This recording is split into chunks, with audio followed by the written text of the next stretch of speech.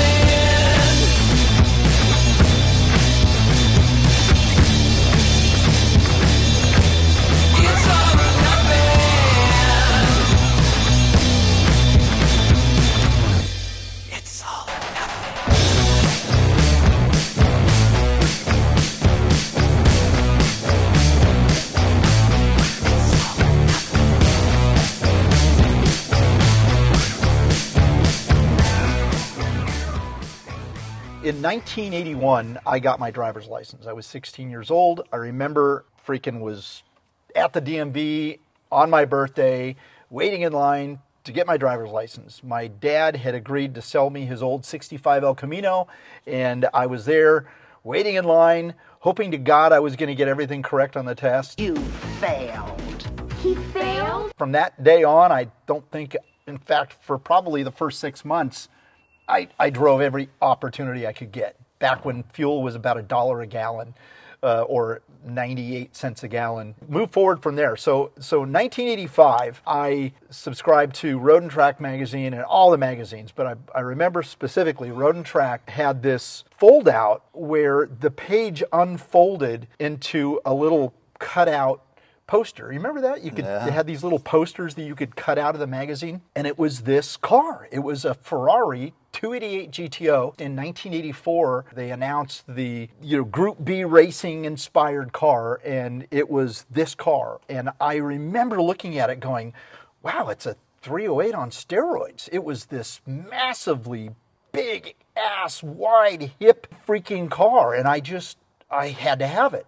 I meticulously took it out of, I'm pretty sure it was Road and Track. I can't remember the magazine. But I went downstairs and I grabbed some old pictures off of the wall, and I found an old family picture that was the right size, and I actually put it in the frame, and I had it hanging in my wall, and I looked at this car every day.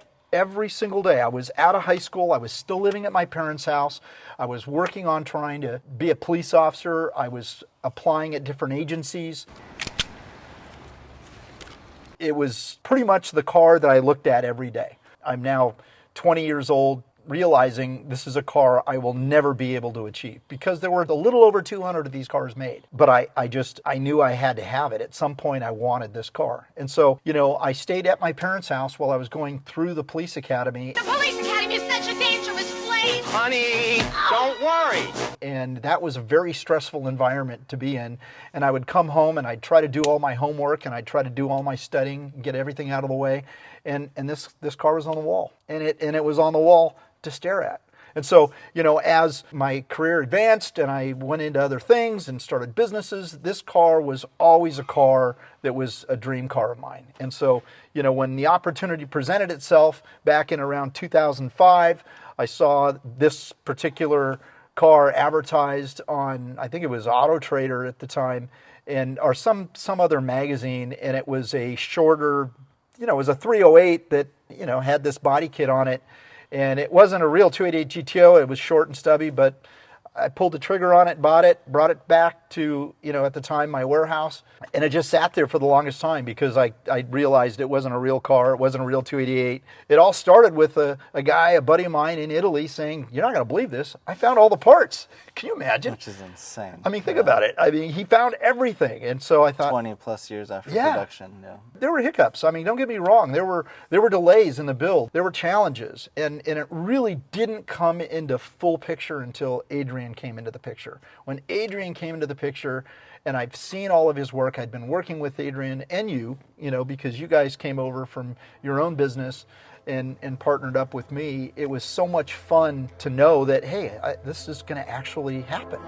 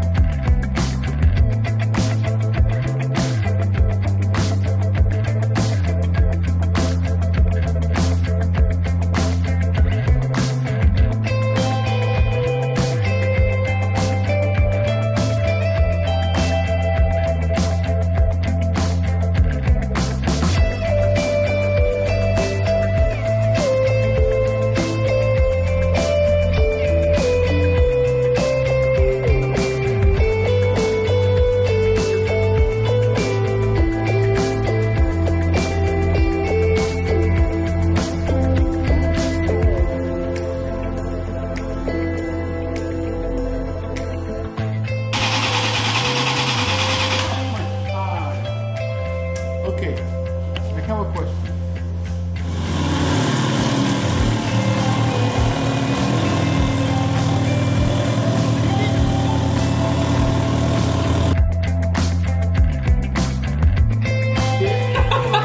Adrian.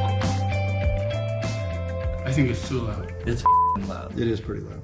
The idea was to take a car that was engineered in the mid-'80s and put it on the road today that performs well like a lot of the new cars do, but also have all the modern conveniences that you see in a new car. And so that's what essentially this is.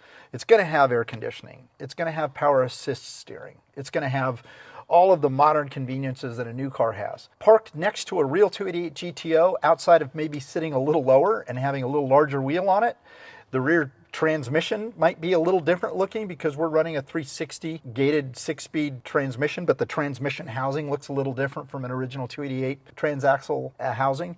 Outside of that, you're not going to be able to tell them apart. It's a throwback, but it's retro in the sense of the styling overall. But now we have big wheels, big brakes, bigger motor, bigger turbos. Everything makes more power. Yeah. Modern day stuff that's available now is just, it's so much better than what it was in the 80s. Yeah, it's nostalgic to have that big single wastegate with big twins, but man, they were so laggy in the 80s that it doesn't even compare to. This is NA it was an NA motor high compression that we then twin turboed. So the response, the spool time, everything about this is worlds better than what existed back then. So from the outside, right? I mean, it's all factory OEM glass until you pop that rear deck lid and see the Garrett G30 660 turbo sitting there symmetrically. People won't know. They'll be like, what? It's going to be cool. You could tell it's a Ferrari drivetrain, or maybe they can't. They see Ferrari logos everywhere, but I mean, now with all the casting and machining tools available, you can cast that logo into anything. I had a friend that was going to Italy, and he called me from Italy, and he said he just visited the plant that had all the original molds to a 288 GTO, and he put a number together for me, and I was thinking that number was going to be somewhere in the area of around 20 grand for quarters, fenders, roof, all that stuff, and it was double that. Oh, so I thought it was going to be less. Yeah, and seriously, dude, I reached deep into my savings. I mustered up the guts to write a check, and I transferred funds, sent in the money, and that's how all the original fenders, I mean, there's so many pieces. These freaking mirrors were $7,500 just for the mirrors. Real 288 GTO fenders, real 288 GTO quarters, real 288 GTO bumpers, front and rear, valances, roof skin. I mean, B pillars, which is really, part of the roof skin, deck lid, hood or bonnet, you would say. There's just so many, rocker sills Quarter that are windows. flared, quarter windows, glass, everything. The amount of money that's gone into this build has just been extraordinary.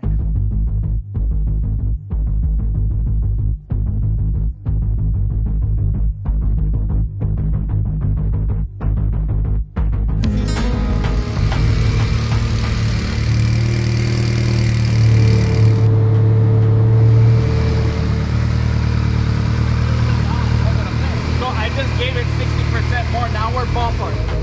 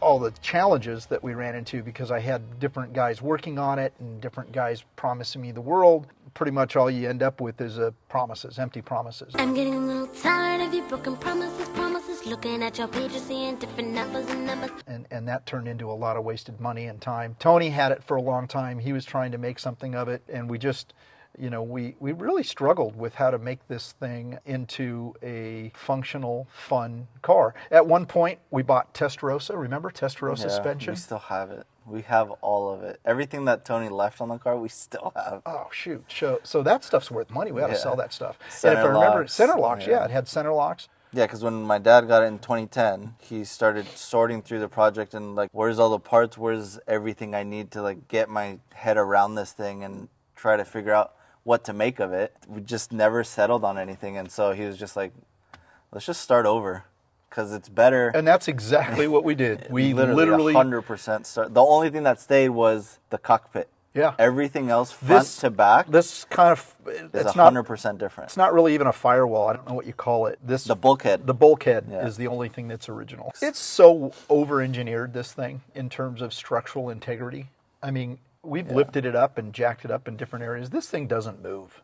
If there's a nickname for over-engineered, that is that guy's middle name back there. It's really safe to say that this car is going to stand the test of time. When Adrian came into the picture and said, well, let's do a more modern drivetrain, a real modern Ferrari drivetrain, and let's make it all Ferrari, and let's not put anything other than Ferrari stuff in it. God, it seems like $100,000 later, we had to purchase two 360 Modinas, one Spider, one Coupe, a front half of one and a back half of another. Bought another 328 GTS because I wanted the dash and I wanted the apron of the 328. We kept the platform, the floor, and the platform is 308, and that's why it retains the 308 VIN. Everything else is a hodgepodge of Ferrari stuff. So you've got 328 stuff, you've got 360 Modena stuff, and 360 Spider stuff. Yeah, there's only two parts on this car that are to make it better, that are non-OEM Ferrari, and that's the rack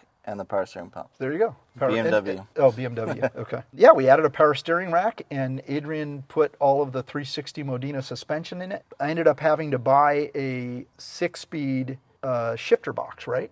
Remember that? Right. Because the gearbox was F1. Is F1, but it's similar to the E46 M3 where it's SMG, but the only thing that gets removed is the pump and the hydraulics of it, but it's still a manual gearbox. Yeah, so it just bolts on. Core. Yeah. So that was not cheap. I want to say I spent $8,500 on the shifter and all the components that make that work. And we were just like, oh shit, we hope this works. And then We partner with everybody that we know in the industry that we already use on other projects. So we partnered with Clutchmasters to get the clutch sent out and figured out, because all the stuff for Ferrari only, like they don't generally have clutch kits when you go to twin turbo your 360 Modena. There's only a handful of shops that have done this previously, and it's all proprietary information. So they give you no insight on They keep it what close. clutch works, nothing. So we ship the clutch and flywheel package to Clutchmasters. We're like, hey, this is going to make, I don't know, build it for 700 horsepower, but we want stock style pedal feel. We don't really want to change the pressure plate too much because we want it to be drivable. But with the help of the tilt and pedal box and their clutch setup, the pedal feel is like newer Honda now. It's I not, love that. It's not too stiff. It's completely drivable. It grabs good. It does everything it's supposed to do. And again, had we not had that relationship with Clutchmasters, we wouldn't have even thought to be like, hey, let's send the whole package to them. Let them figure out the science of it and get us a package back that works. Yeah. And it worked. Literally startup, straight to the dyno. Oh my God, it sounded so bitchin' when it fired. I mean, we don't know what clutch break-in is. My only concern is that it's just a tad bit too loud. It is a little loud. And I'm praying to God we can quiet it down just a little bit, because, you know, pulling this in and out of the garage or going anywhere, it's just, oh my God. That's the other thing, is that we've only ever started it and revved it in a closed warehouse. For those that don't know, the 360 Modena factory runs on 2 ECUs. So each bank runs as independent 4-cylinders, essentially joined and timed together. When we had the AM Infinity ECU starting the engine, we had the firing order crossed in the ECU software. So when we first started, we had no idea what it was going to sound like with the turbos. We started it, and we're like, oh, cool, it sounds good. Little did we know it's only running on the left bank that's getting hot, and the right bank has no reading, no EGT, no wideband reading. We're like, what the hell's going on? And you could touch the manifold on that right side. I remember, and there's no heat. The right bank was completely not firing. When I said it sounds like a Honda, that makes sense. So the exhaust That's why going it's on not that side, yeah, because it's sharing because it's a exhaust. crossover. Yeah. So it's going to get quiet. Okay. That's No, louder. Like it's Now louder. why it's not firing this side. Could it have something to do with the firing order? That it, that offset table So, that you had that which Ferrari side isn't help you running? create? No wonder why this like turbo the- wasn't smoking and this one is. Yeah. Yeah. Well, this side is so hot and that Yeah. side is cold.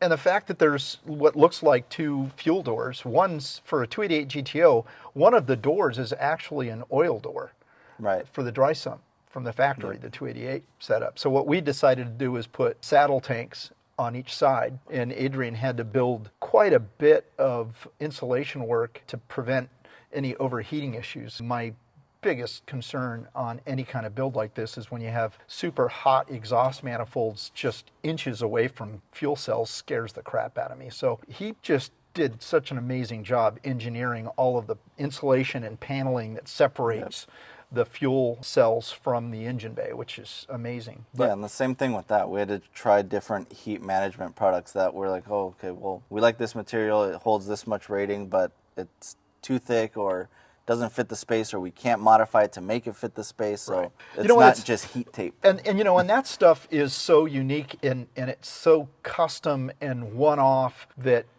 you know, there's an expectation that you're going to have to make unique parts. But when you're trying to replicate an original authentic 288 GTO and there's just only so many parts left in existence, you really have to reach deep into your bag of tricks and figure out, for instance, the windshield moldings, we were able to find those, but the actual window frames that hold the wind wing and the window frame itself, there was only a passenger side. There was no driver's side available anywhere. It didn't exist. And it's unique to a 288 GTO. God, we had to task Adrian at making it from scratch, and it's just totally unbelievable to look at it and see it next to the OEM part. You can't tell them apart. But Now, once they're freshly powder coated, there's no there's no telling them apart. Nope.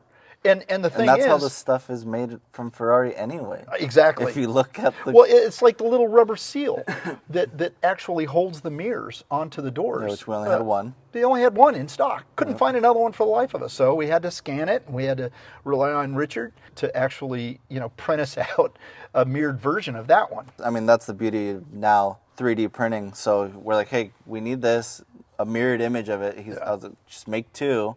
So that way we can test both sides and see where we could send it to make it kind of like a rubberized product that won't scratch the paint, but 2 revisions and off to production. Yeah, and that wouldn't exist. No, it wouldn't when exist. we started this project 20, almost 20 years ago. And my concern is that you build a car like this, and it's such a unique one-off car. If you, God forbid, knock on wood, if you ever have a fender bender, what do you do? I mean, what do you do? As a safety precaution, first thing I did is I had molds made of all 4 corners of this car, just as a security blanket, knowing that if there was ever an issue, at least I'd have a replacement part.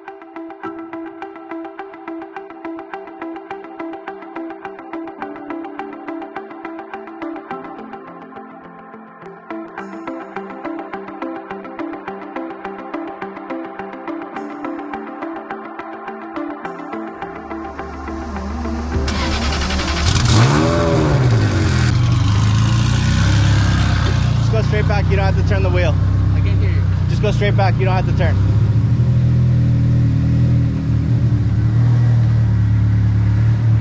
Because he's gonna have to move stuff, so stop, turn, just leave it there.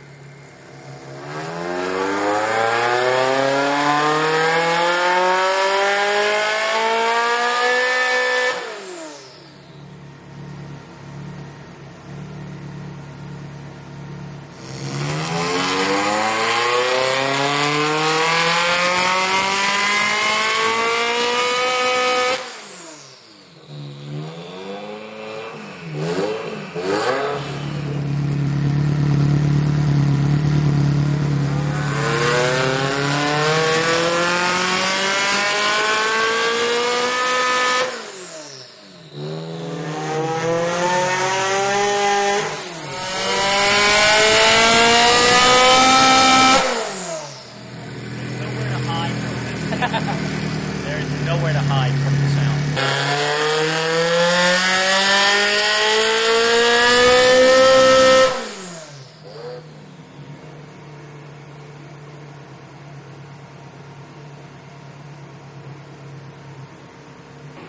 Correct. Yeah. So you see how the green intersects where the red is right there at 67? That's basically, yeah, so like all I had to do was put LS5 all on and then LS6 all off, do a full pull, and then vice versa, do a full pull, and then blend the two.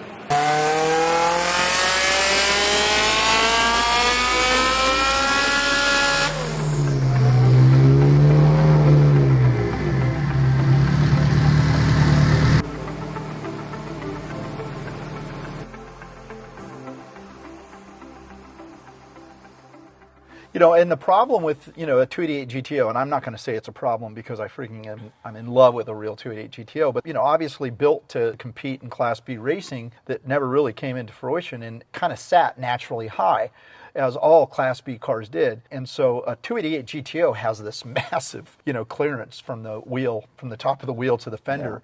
Yeah. And we didn't want that. So we wanted the car to sit a little lower, and the way it was designed and the way Adrian took the aluminum.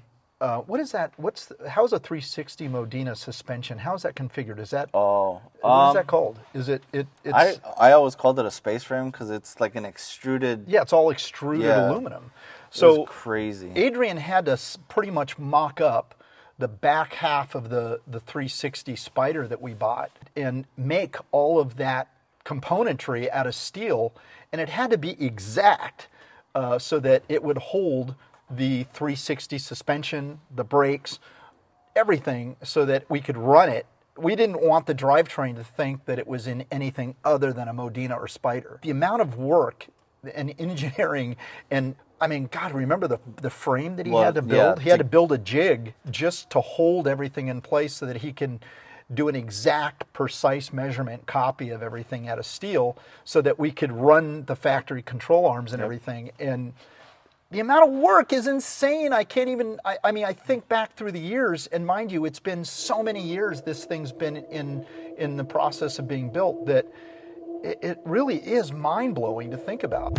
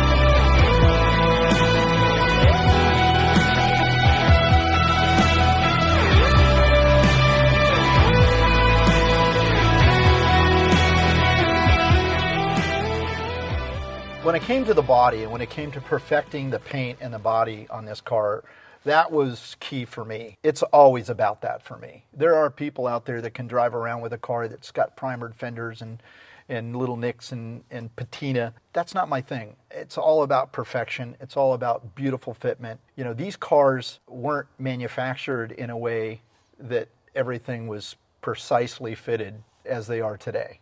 So I mean, Ferrari didn't perfect it for a long time. Yeah, it wasn't an issue for them. It just wasn't a priority. When the panel fitment was concluded by Adrian, he got it so close for Joe. It was work, but it wasn't nearly as hard as starting from scratch, you know, because Adrian took the time to pre-fit the fenders, pre-fit the quarter.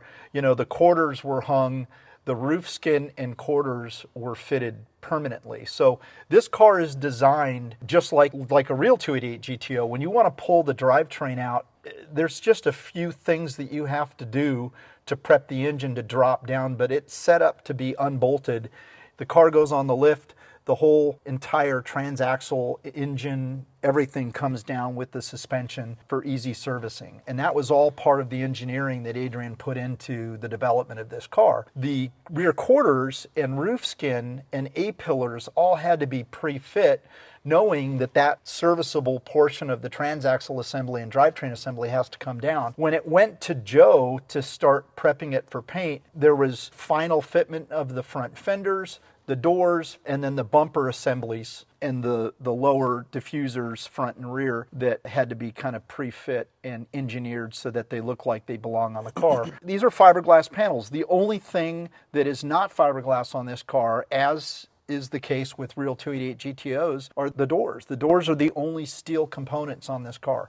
Everything else is fiberglass. The vents and stuff, those are also all aluminum. There was this process of getting, you know, the door fitment just right. You know, just to give you an idea, the door handles were not readily available. We could not find original door pulls, outer door pulls. Adrian had to make those from scratch. And if you look at a real 288 GTO door, and let me tell you, it means gathering up multiple pictures of original door pulls that were in stock 25 years ago and finding those pictures, printing them out, putting them in a book and studying those pictures so that we know precisely what they look like and what curvature they were. Adrian had to completely engineer that stuff from scratch. And if you look at these door pulls and look at a factory 288 GTO door pull, you can't tell them apart.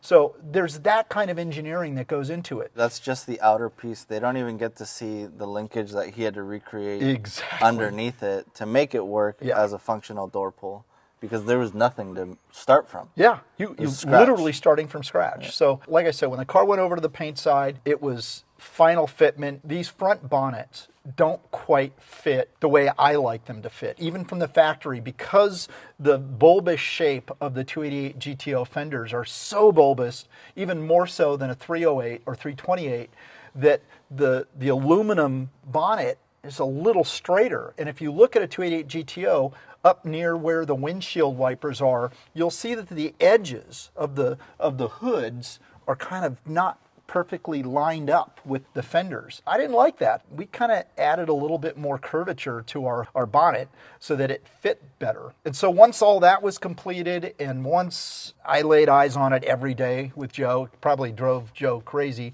but he knows how I am, and so we had to pre-fit these badges. Badges? We ain't got no badges. We don't need no badges. I don't have to show you any stinking badges. These Ferrari shields, which are unique to a 288 GTO, you see them on a lot of the competitive Ferrari cars. We had to do a lot of work to the fenders to make sure that those fit in there beautifully. Once that was all completed, color. Shit, this car changed color in our minds 4 times. 5 times. So red is always the go-to. So yeah, Works Corsa red was always the go-to color. That was the original red that the 288 GTO was made in. It only came in one color. You know, you'll see a yellow one floating around, a fly yellow you'll see floating around. That was one of their pre-production cars that Ferrari built. But all 288 GTOs came out in the Works Corsa red.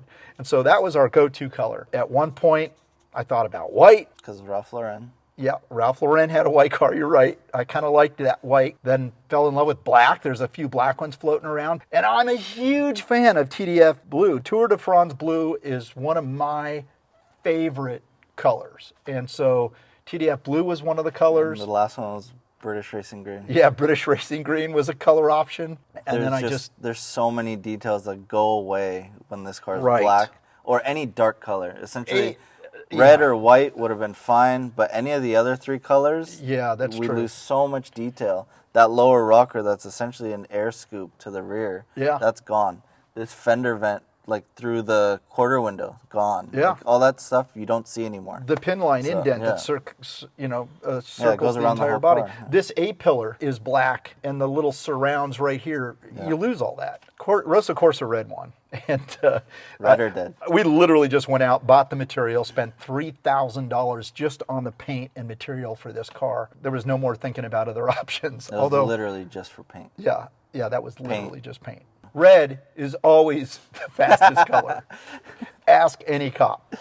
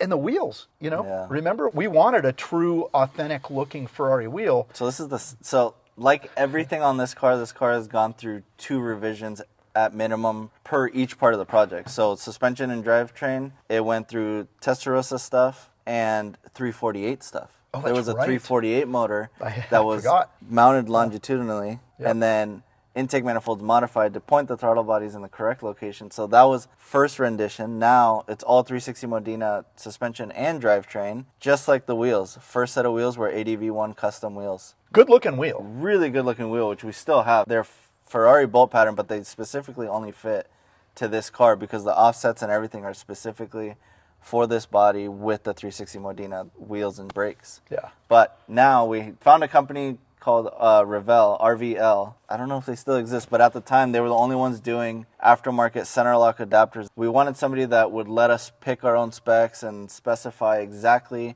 what kind of depth we wanted, where we wanted the hardware to show, what we didn't want it to show. Like, there was a lot of details in this wheel to get it to look the way it does. Now, outside of the color that we might change because it's not light enough. Yeah, we want a little lighter silver. Outside of that, all the other details of the wheel are spot on the way we wanted it. Yeah. It's a newer, modern idea of the center lock 5-spoke traditional Ferrari wheel in an 18, not a 16, because the brakes are so big.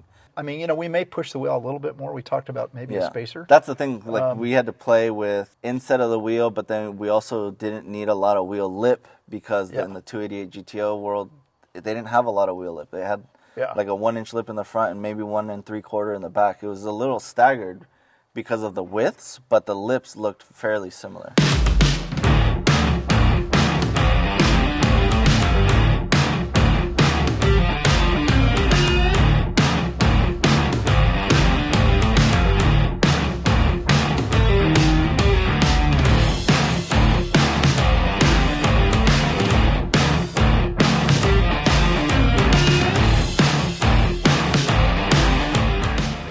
On another note, we thought we were being smart, right? Because a 360 Spider has a shorter stack on the intake. To get this thing to sit underneath the rear deck, we thought, okay, well, a Spider's going to have a lower deck, a smaller rise.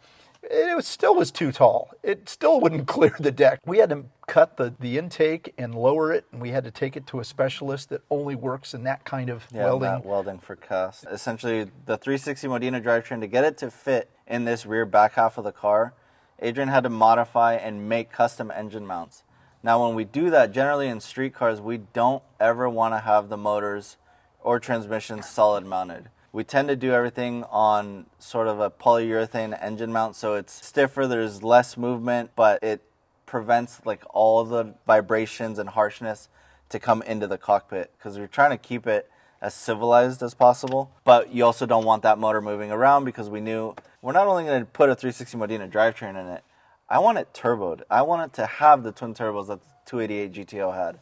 We're like, oh shit, okay. So fast forward a few years, turbo technology has advanced, and this car ended up at Richards, which is now Works Corsa, to design and make the Garrett Motion turbos fit and look symmetrical in the engine bay. So you have the two new custom core. There were Turbonetics core intercoolers that essentially Adrian drew up on a piece of cardboard, and I literally found that exact same core, because he didn't know what cores existed either through Garrett, Turbonetics, or Spearco, or anybody that provides cores. He had no idea what core size we were going to go with. He's just like, I drew this. This is the right size we need. Get it as close as possible, or we call it in to have it custom made. We found that exact core actually existed. Which is cool. Now, again, another item that took 3 months to get, because it's not something that's regularly stocked or used on any other car. With that, the car goes over to Richard. He has the task of mounting the turbo symmetrically, making the end tank symmetrically, and trying to figure out a system to make the exhaust flow properly, because exhaust gases on a turbo car, especially when it's wide together, it's all the business. How do you get the boost to be regulated? How do you get the exhaust to flow? Where can you put a muffler if you need to? Which is exactly what we're starting to go through now. Because of how high-pitched the tone of the 360 Modena motor is. We thought it was going to be dialed down with the turbos, but it's not. It's very high-pitched. It revs to 8,500, almost 9,000. We can almost 9,000. Yeah. And at that high-end note, with the turbos just screaming out those pipes and the wastegates opening, ear-piercing. This thing is insane.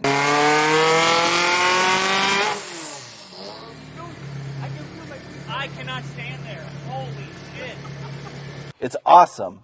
But again, like you said, when you start this in your garage, you're in an enclosed environment where it's shut down and it's extremely loud. We have to task Richard or Adrian to figure out or make a muffler system that'll work and dumb down the noise a little bit. Which is going to be interesting. Yeah, and then with how the turbos were mounted fairly low, with respect to the motor and everything, we had to also then design a oil scavenging pump. So then it'll suck the oil from the turbos and then return it to the dry sump system, because without that, like you guys are going to notice in that video of us pulling it into this warehouse, it smokes.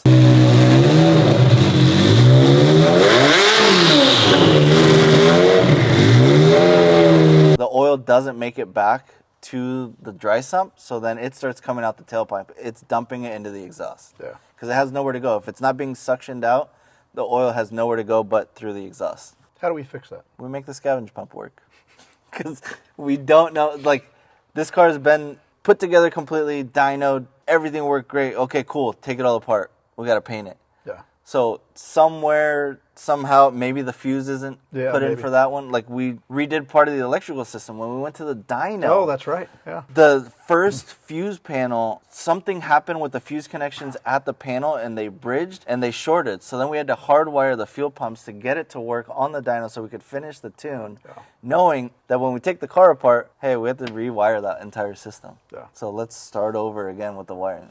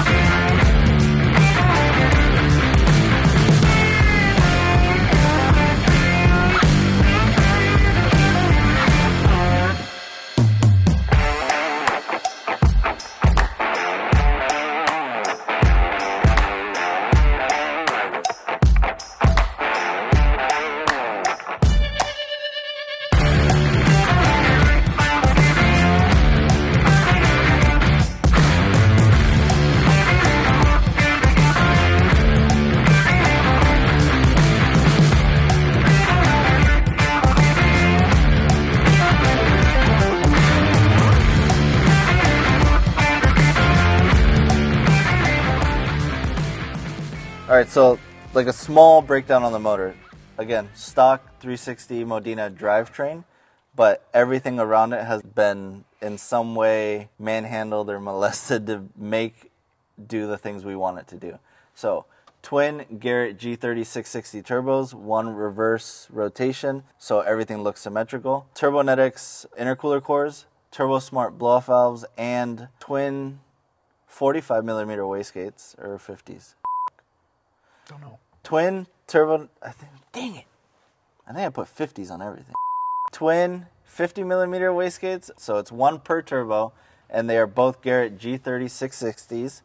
One of them is reverse rotation, so that way we can get the symmetry in the engine bay. Twin Turbo Smart blow-off valves, Turbonetics intercooler cores. Like I mentioned, we have that oil scavenging pump that is filling everything back to the dry sump. In the fuel system, though, for those two custom fuel cells, we have it set up where one tank is your fuel level, which is nearest the driver's side, and on the passenger side has twin Aeromotive 340 liter per hour fuel pumps. That was in respect to get ready. If we decided to put this car on E85, we have enough fuel flow for about 800 horsepower now. We're not at that point. Right now on 91 pump gas, we are making just under 500 wheel horsepower, and it is only at about 5 or 6 psi of boost.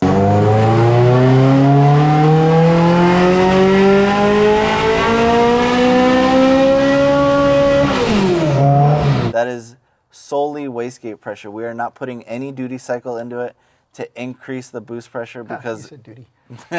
Duty. So now we throw E85 into the mix. We have all the lines, all the injectors are all ready for E85. We are running, I believe, 1000 cc or 1300 cc injectors. Can't remember. Too many cars. Enough fuel to at least make 600-700 horsepower out of this setup. So you want to turn this car into the 288 Evoluzione.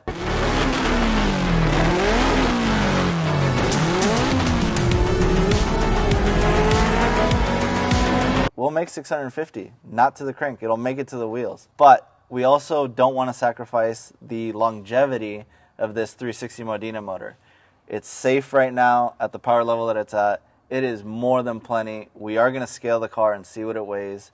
And thanks to Leonard over at Swift, he's been going back and forth with us for the spring rates on the suspension so we can get the ride height and how comfortable the car is to drive around every day dialed in with the right spring rates. The list is so long in custom modifications, it's insane. You know, I know people are going to ask, oh, what would it cost to build another one? I don't know, a lifetime? Today, how do you even put $1 on it? It's like you start from scratch, and it's not even a money issue. It's how old are you? If you're in your 60s or 70s, don't bother. You're not going to be able to enjoy the car. Yeah. When I was little, I used to look at grown-ups with money and cars and think, wow, that looks fun. I can't wait. This blows. I have to pay for everything. So guys, if you want to continue to follow this project, stay tuned. Don't forget to subscribe. Would you guys go to this extreme to build your dream car? If you had the means, would you do it? I'm curious. I feel like a lot of you guys probably would. And we all have different dream cars. Tell us what your dream car is. Please hit us up in the comments. Give us a thumbs up. And if you haven't subscribed, please think about doing so. It helps us out immensely. And guys, share this video with your friends. If you like this kind of content, the more you pass this information on to people that we don't know, this is where the happy people are. So stay tuned, and we'll see you next time. It's no horns. Like Dan said, this car came about with like 5 different Ferraris and no one... Oh, but he can't hear us because he has his headphones on. It's fucking...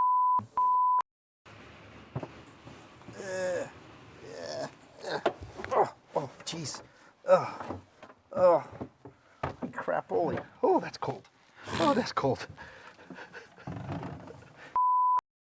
All right, guys, so 5 Ferraris walk into a shop. What do you end up with? And what do you get? What do you get? You get this. Ow. You know, do you guys realize I'm not sitting on a seat? They can't even see the seat behind me. I'm so fat. Well, and it's a tiny block seat. it. And here we sit, 20 years later, 5 ding-dongs later, thousands and thousands and millions of dollars later. This is the one video where Daryl's shorter than you, Alex. I know. Is this replacing the Sienna? How many Could dogs you can imagine? you fit in here? I mean, 1 Daryl equals how many dogs? I mean, you're in the passenger side. I don't know. 9. I don't think we could fit 9 dogs on that side, dude. I'm gonna get out backwards with my ass hanging out there. Oh, what the f just... I have no idea. Oh, what the I just mic. cracked. Okay. Okay. What was that? Oh, that's fine. It's the mic. Oh shit. Oh, fuck. Are you okay? Man, it's like the freaking... When they crashed that satellite into the moon. What rung? The lift or your head? It's gonna run for a while. Oh, fuck. Mic check.